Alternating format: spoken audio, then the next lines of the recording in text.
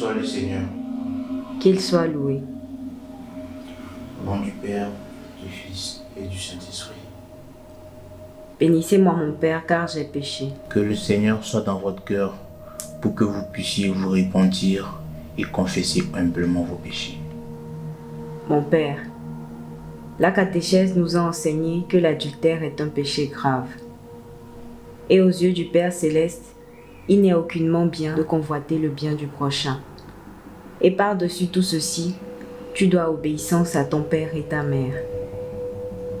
En effet, le 10e, le 6e et le 3e des 10 commandements.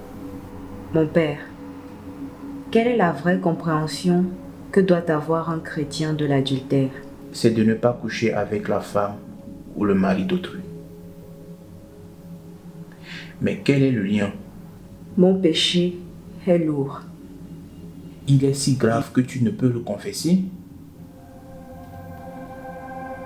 J'ai tué mon père. J'étais dans ma chambre, un nouvel après-midi de calvaire. Tout le monde était sorti. J'étais seule. J'ai entendu des pas derrière moi. Je les connaissais. Toujours les mêmes. Puis une griffe autour de mon cou. Il m'empêche de respirer en m'attirant fort contre sa bouche. Ses griffes me déshabillent. Je l'ai repoussé comme je pouvais. Je l'ai supplié. S'il te plaît, papa, je n'en peux plus. J'ai mal. Je n'en veux plus. Mais il m'a répondu, moi j'en veux. Je t'aime. Papa est amoureux de toi. Mais comment on peut aimer sa fille de cette manière? Ce n'est pas de l'amour.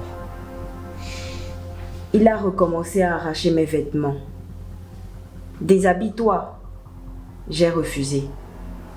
Il m'a demandé, que dit le 4e commandement? Je le connais. Je lui ai répondu, honore ton père et ta mère.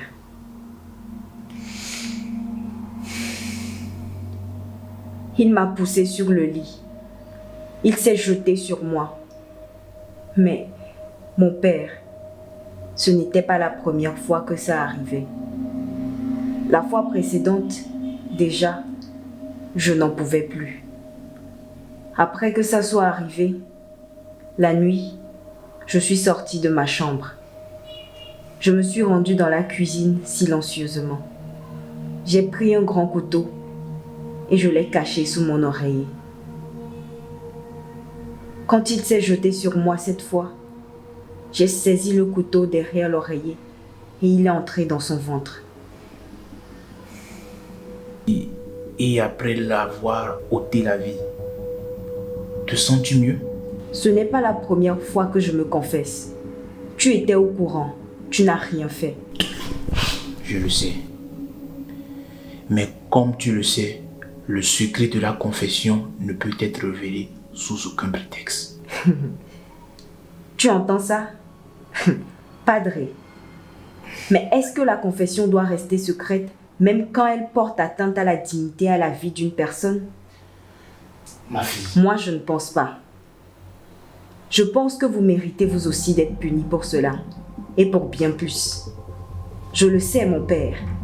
Ou devrais-je dire, papa. Vous le savez, nous sommes les héritiers des actes de nos parents.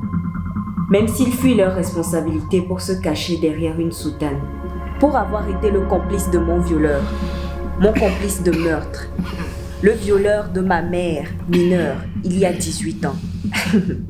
Vous devez mourir. Il faut savoir pardonner. C'est le plus grand enseignement du Seigneur. Tu dois me pardonner. J'ai fait ce que je croyais devoir faire. Et vous n'auriez pas dû. Comment avez-vous trouvé le vin de culte de ce matin?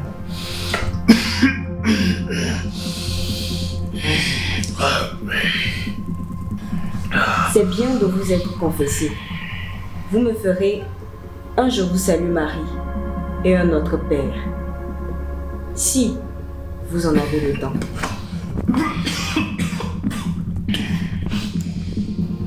Bon voyage.